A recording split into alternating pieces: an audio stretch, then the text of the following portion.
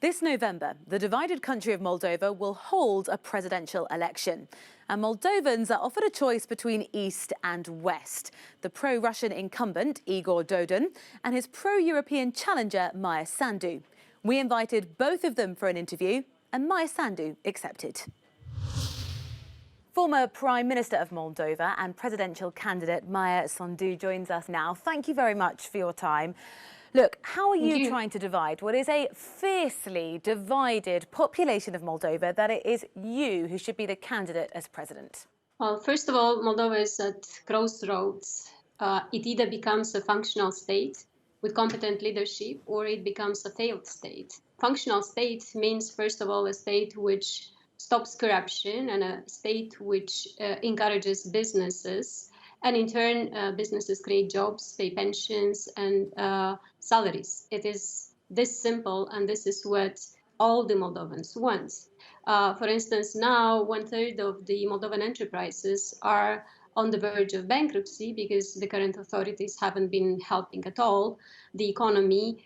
Today, most of the pensioners receive a pension which is less than the poverty line. And these are the issues that all the people feel, regardless of their geopolitical preferences.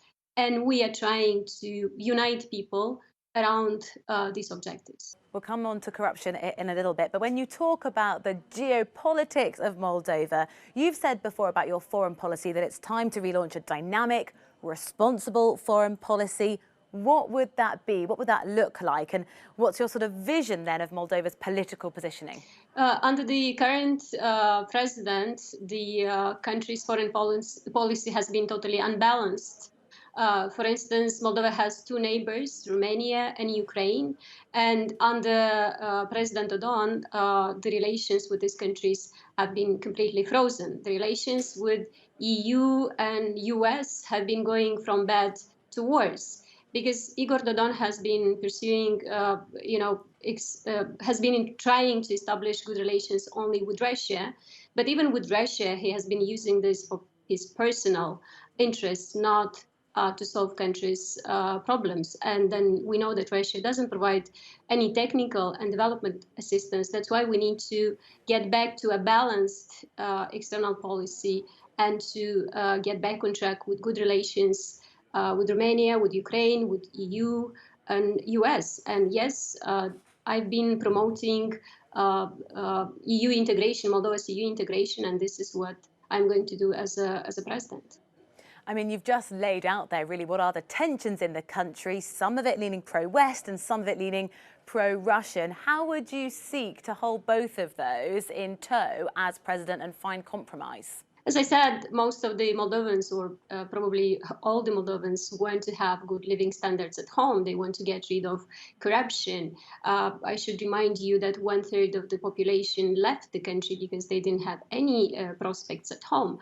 And these are the issues that we need to solve. And we need a president who is going to defend Moldova's national interests, regardless of whether this is in relations with Russia or this is in relations to other countries. And going back to a balanced external policy is something that we can ensure. In terms of sort of drawing closer towards the EU, some of the things that you've hinted at and suggested at there, the one thing that the European Commission repeatedly call up Moldova about is concerns over rule of law, also corruption, as you've mentioned.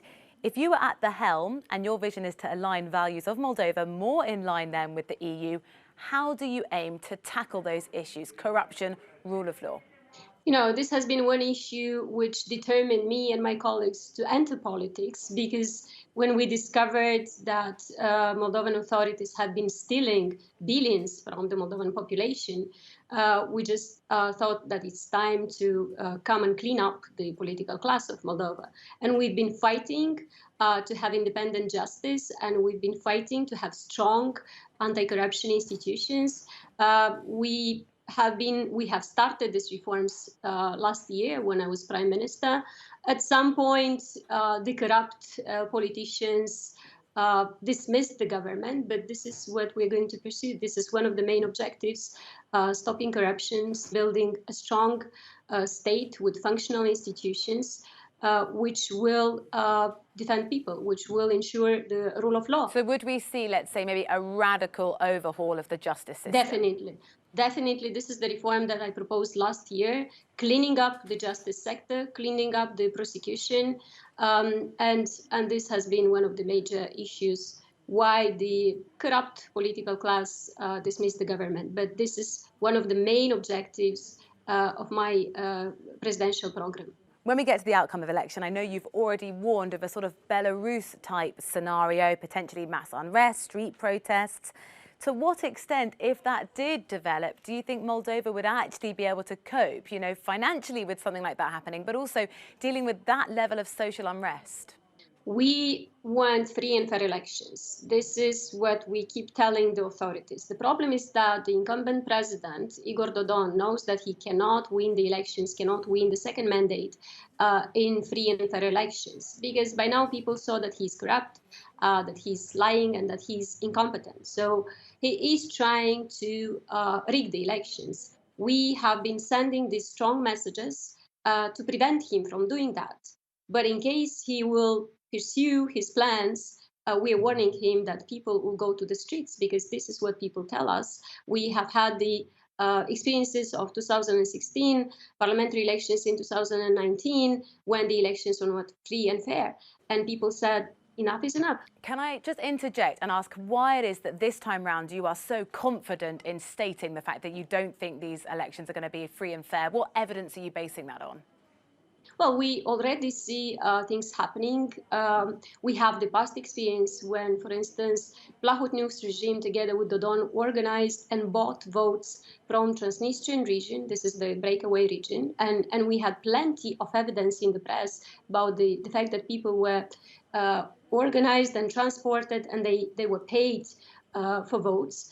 Then we see on the right bank of Moldova, people on the right bank of Nistru, people being again paid, especially the poor people, because this is what the corrupt Moldovan politicians did. Can I just finally ask you, one of the biggest challenges, immediate challenges, that you or the current president will have to face on election is the coronavirus pandemic. Cases are steadily rising in Moldova.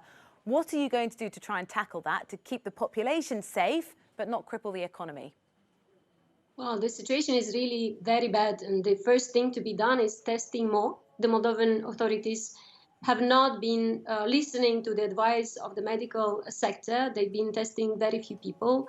They have not been taking measures to isolate those who are sick. And then, of course, we need to help the medical sector, which is on the edge. To help the medical workers. These are the first things to be done. But in terms of the economic crisis, we also need to act immediately, because, as I said, 1/3 of the Moldovan companies are on the verge of bankruptcy, and we need to find money and to support, including financially, some of these companies, especially the small and medium enterprises. Maia Sandu, thank you very much. The former Prime Minister and presidential candidate to run Moldova.